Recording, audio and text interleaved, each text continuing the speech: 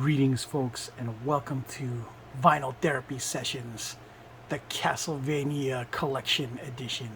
I am your host, Coco Smooth, and well, I know that you're not used to seeing this, a blank slate, but it's intentional, and you'll see why. We'll start off first with our main protagonist, Trevor Belmont, number 579, the hero of the Castlevania games. Well, actually Simon, but Trevor first appeared in Castlevania 3, and he's supposed to be the descendant, or Simon's supposed to be the descendant of Trevor Belmont. I'm not sure if it's a grandfather or father, but either way, this is who the characters are mostly from the Castlevania 3 run from back in the 80s 8-bit game. Okay, only one missing out of the characters from that was Grant the Nasty. I was hoping they were going to bring him in, but I guess they didn't want to. Either way, this is Trevor, our whip Morningstar wielding hero. Looks great. They even put all his scruffiness on his face and scars. Pretty cool. His whip, which is his primary weapon, even though he could use more. The animation was actually pretty dope. Written by Warren Ellis, one of my more favorite writers. And yeah, see that book? Alright, next we have Seifer Belnadez, who is the mage of the crew.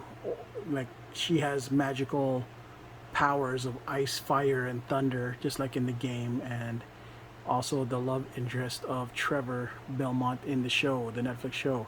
Now, I don't remember it being necessarily the case in the video game, but it did hint that there was a tender moment at the end of the game when you beat the game with Seifer as your secondary character in Castlevania 3. So yeah, there she is, number 580, and she's in her magic, ready to beat your ass pose. And next up,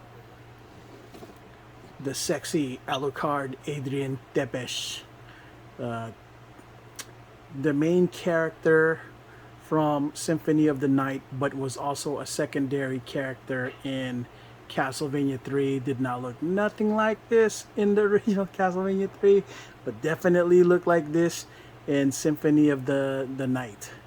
And this has become the iconic look because Symphony of the Night became one of the top 10 games ever made in the history of video games in general. As a matter of fact, it was the game that created the term Metroidvania, because it played a very much like Metroid, but with a Castlevania theme instead. So yes, Adrian Tepes right here, who just happens to also be the most expensive right now on the PPG. So yeah, if you guys happen to see this one for cheap anywhere, you pick it up immediately. Okay, so yeah, Adrian Tepes. And next up we got Papa Dracula, Vlad Dracula Tepes, son of the dragon, the dad, father of Adrian Tepes. And yeah, very much like the Symphony of the Night style look in the Netflix story. So yeah, this is kind of really the star of the show if you think about it, because he's the only consistent character in all of them. Dracula, the guy who is supposed to beat the main boss. Okay, well, before I put him away, let me look at him just a little bit more. Yeah, looking all evil and stuff, but in the cartoon they made him he seemed like kind of a good guy who has a real good reason to be pissed off.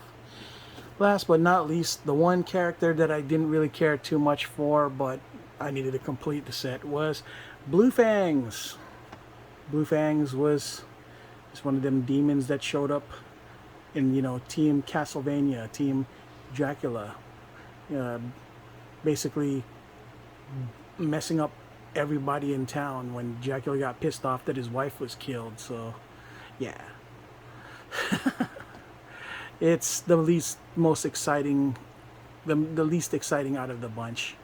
But you know what? It would have been cool if they made the fangs glow. Maybe that would have been cool because it looks like it should glow, but it doesn't.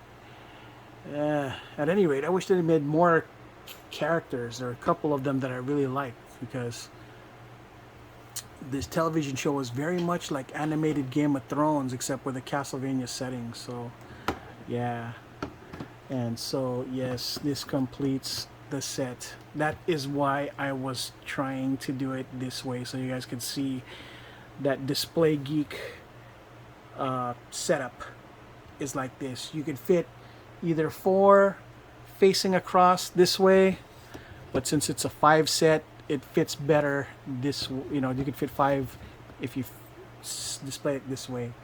And yeah, since this is one of the few sets that are complete, that are exactly 5, this is why I chose this to do the demonstration for, so y'all can see the Geek displays. Okay, alright folks, that's all I have for this segment of Vinyl Therapy Sessions. The Castlevania Collection 2019 is when this collection came out. I am your host, Coco Smooth, and until next video, ciao.